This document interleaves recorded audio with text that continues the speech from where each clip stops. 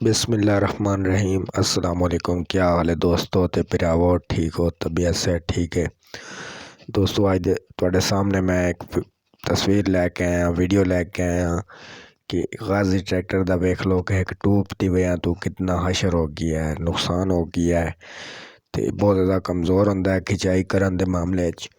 दोस्तों इहदे विच वड्डी गड्डी पानी चाहिदी या रुस्सी पाना चाहिदा वा ते सिर्फ एक छोटी जी गलती तो वेख लो कि हशर हो गया है, कि नुकसान हो गया है ते बहुत मामलात ख़राब हो चुके हैं दोस्तों।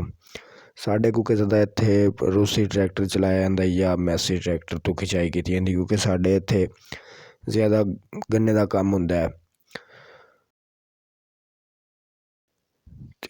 बल एक छोटी जी गलती तो वेख लो कि कितना सामना करना पड़ता है मुश्किलात दा।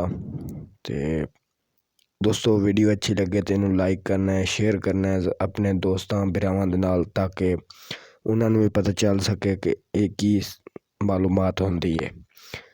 तो मिलते हैं नैक्सट वीडियो जेह्ड़े दोस्त भरा नवे हैं साढ़े चैनल को सब्सक्राइब कर लवें। तो मिलते हैं नैक्सट वीडियो। अल्लाह हाफिज़।